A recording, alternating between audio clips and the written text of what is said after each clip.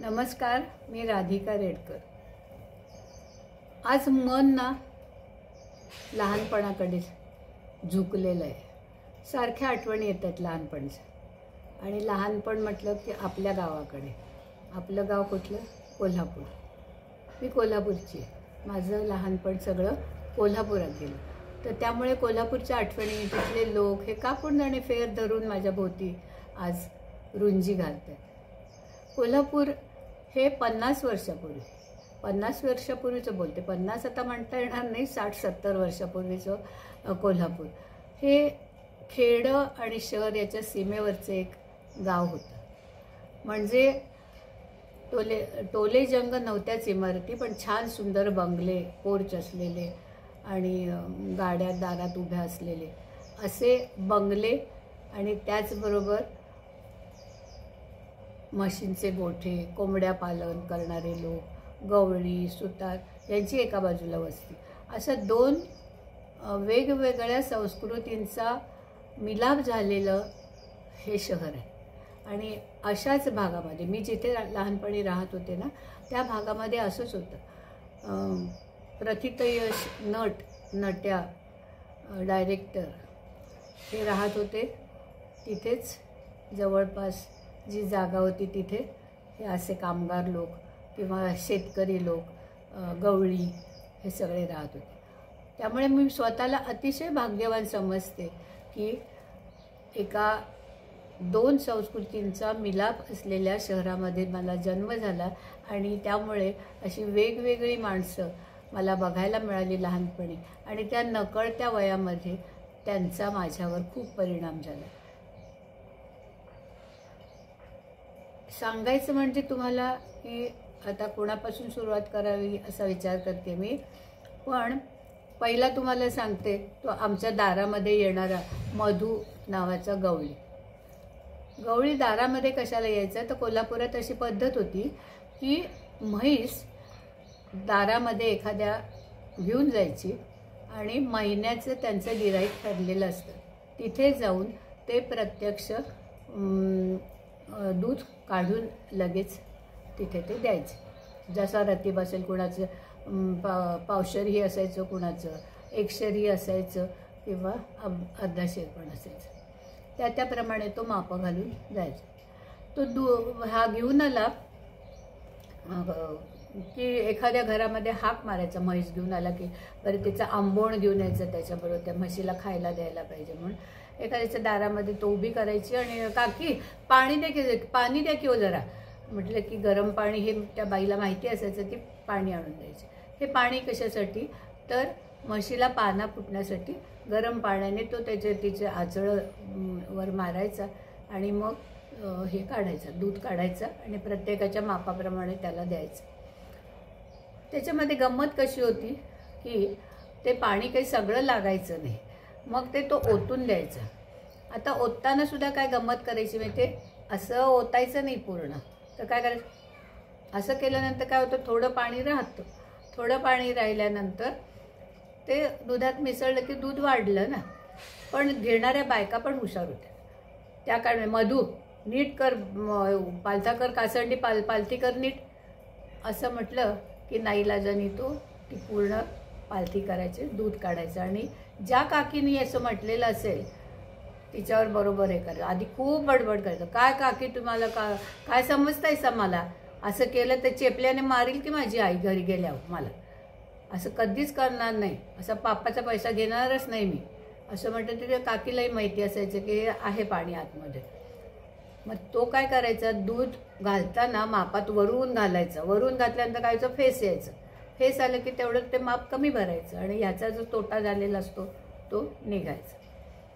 अशी ती गमतीदार माणसं होती। दुसरं मला आठवते, ते आमच्याकडे एक कामाला बाई होती। तर तिचं नाव नाही मला आता आठवत, कारण मी अशी 6-7 वर्षाची असेल। आमच्या गल्लीमध्ये खूप आम्ही मुली होतो। आणखीन श्रावण महिना आला की श्रावणात कधीतरी नागपंचमीला किंवा आणखी काही सण असेल त्यावेळेला आम्ही साड्या नेसायचो। आता बाकीच्यांच्या घरी कसं होतं की 5 वारी साडी नेसणाऱ्या त्यांच्या बहिणी म्हणा किंवा वहिनी आलेली असेल तर ती असेल। माझ्या घरी फक्त आईच बाकीचे भाऊ होते आणि त्यांची लग्न नव्हती झालेली. मग मला आईची नऊवारी साडी नेसायला लागायची. मग ती आता नऊवारी साडी 7-8 वर्षाच्या मुलीला कशी काय झेपायची? ती कसं तरी निर्या बिऱ्या एवढ्या काढून बोंगा करून ती एकदा केळं करून ती खोचायची निर्या. की माझं इकडे थैथयाट, आई मला जड होतं, हे केळं काय काढले, नको मला. की आई ओरडेल, मग तुला सांगितलं होतं ना तू परकर पलकं घालून जा, का नाही गेलीस? तर मग इकडे भोकाड पसरलेलं असेल आणि मग आई ओरडत राहायची, मी रडत राहायची आणि ती बाई यायची, वहिनी साहेब आणा इकडं लुगडं, काय करतायचं लेकराला, कशाला रागवतासा, म्या नेसवून देतो, आणा इकडं असं म्हणून ती छान ती साडी नेसवून द्यायची आणि मी अगदी मजेत जायची. अशी इतकी प्रेमळ माणसं होती ना. आता त्या मधू म्हटलं ना, त्याची आईसुद्धा इतकी प्रेमळ, तिच्या घरी जायची मी. मला कुठलं घर निश्चितच नव्हतं, कुठेही मी जायची, कुणाच्याही घरी, त्या गवळ्याच्या घरी पण जायची. तर गेलं की ती जर समजा भाकरी करत असली तर मला चटणी एवढी छोटीशी भाकरी करून गरम गरम लोण्याचं त्याच्यामध्ये गरम भाकरीवर गोळा ठेवून खायला द्यायची. अशी प्रेमळ माणसं होती तिथे. दुसरं तुम्हाला सांगू का, तिथे ना एक भिकारीण यायची आणि भीक मागायला यायची. तर ती काय म्हणायची माहिती आहे? वाढा बिडा असं नाही, म्हातारीला दात नाही, शिरावाडा, शिरावाडा दुसरं काही नको. मला लहानपणी वाटायचं, मी आईला म्हणजे आई हे काय गं, भीक तर मागते ती आणि शिरा कसलं मागते?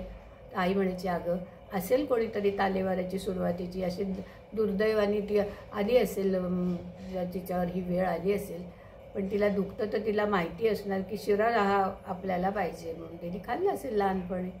आमच्या गल्लीतल्या सगळ्या बायका तिच्यासाठी घरात काही गोड केलेलं असलं, मऊ असलं, तिच्यासाठी ठेवून द्यायचं. रोज यायचीच ती ना, मग कुणाच्या ना कुणाच्या तरी घरी तिला मिळायचंच तिला जे पाहिजे ते. तर अशी प्रेमळ माणसं होती. आणि एक फकीर यायचा. फकीर त्याच्याकडे तो मोराचा पिसार असतो, तो आशीर्वाद देण्यासाठी म्हणून कपाळाला असा लावून आशीर्वाद. त्याला जर त्याच्या एक असा मोठा त्याचा कटोरा असायचा, तो पुढे करून तो उभा राहायचा, नुसता येऊन उभा राहायचा. मग कोणी बघितलं तर त्याला मोठमोठ काही धान्य त्याच्यात टाकायचे आणि मग तो त्याच्या कपाळाला ते मोराचा पिसारा लावायचा आणि जायचा पुढे. पण दरवेळी सगळेच देतात असंही नसायचं ना. कोणी बाबा माफ करो असं म्हटलं ना की त्याच्याही कपाळाला तो लावायचा आणि म्हणायचा, जो देगा उसका भला, जो न देगा उसकाही भी भला. म्हणजे इतकी माणसं सरळ आणि साधी आणि प्रेमळ असायची. म्हणजे मी सांगू का की कुणाचं कोण असलं ना तरी त्याला मदत करायला आणखीन पुढे जाणारीच माणसं असायची. मला हे कदाचित आधीच्या व्हिडिओत सांगितलं का मला माहिती नाही, पण एका वर्षी ना मी माझ्या मुलांना घेऊन सासरी बरेच दिवसांनी, खूप माझी नेहमीची वेळ टळून गेली होती. आणखी त्याच्या पुढे एक महिना झाला होता आणि मला अगदी केव्हा एकदा कोल्हापुरात जाते आणि भेटते सगळ्यांना असं झालं होतं. आणि जशी कोल्हापूरची हे जवळ यायला लागली वेस, तसं माझे डोळे भरून यायला लागले की उचंबळायला लागलं माझं मन असं, आणि डोळ्यातून घळाघळा अश्रू व्हायला लागले. एसटीत बसले याचंही भान नाही मला आणि मला अक्षरशः रडूच फुटलं. तर मुलं पण कावरी बावरी झाली. मुलं लहान होती तेव्हा, मोठी मुलगी 7-8 वर्षाची, तो दुसरा मुलगा आणखी छोटा होता. ती बघायला लागली माझ्याकडे. माझ्या समोर एक म्हातारी बसली, तर तिला काहीतरी वेगळीच शंका आली. ती म्हणली, लेकरा काय करायचं, आपल्या हातात काय बी नाही बरं का, सगळी त्याची मर्जी आहे, काय आपल्या हातात आहे काय, तूच सांग बरं, कशाला डोळं गाळती, काय नाही, सोडून दे, सगळं बरं होतं आहे बघ, काय नाही, घरी गेल्यावर सगळं तुला चांगलंच दिसणार आहे, नको डोळं गाळू असं म्हणून. मग माझ्या लक्षात आलं, अरे देवा, आपल्या या भावना वेगाचा परिणाम वेगळाच झालेला आहे त्या म्हातारीवर. म्हटलं, मावशी काही नाही, तसलं काही नाही हो, मला गाव बघितल्यानंतर मला रडू यायला लागलं बघा. आता आई भेटणार आणि बाप भेटणार म्हणून हो, मग बाकी काही नाही बघा, माझं सगळं चांगलंच आहे. लेकरा काय म्हणावं तुला, 2 पोरं झाली तरीसुद्धा माहेराची एवढी वड असते होय ग. हां, असं बरं नाही लेकरा, सासरी लक्ष दे. सासरी पण आहे हो माझं लक्ष. मला ना त्यांच्याशी त्यांच्या भाषेत बोलायला फार आवडतं. मग तिने असं करून मला आलाबाला केला आणि हसायला लागली. तर अशी माणसं, म्हणजे कसं गप्प बसणार नाही, कसला रडते रडू दे तिकडे, काय चाललं, आपण कसं लोकांच्या ह्याच्यात बोलावं असं नाही, पटकन बोलणार, मदत करणार, अशी माणसं मला कोल्हापुरात खूप लहानपणापासून बघायला मिळाली. अतिशय विद्वान माणसंही दिसली, तशी अतिशय साधी माणसं, गावाकडची माणसं ही भेटली.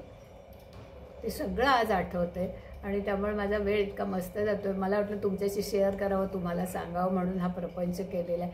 आवडलं तर लाईक करा, शेअर करा आणि सबस्क्राईब करायला विसरू नका. आणि तुमचे काही असे अनुभव असतील तुमच्या आठवणीतले तर ते पण टाका कमेंटमध्ये. मला छान वाटतं तुमच्याकडची कमेंट्स आले की ऐकायला. धन्यवाद.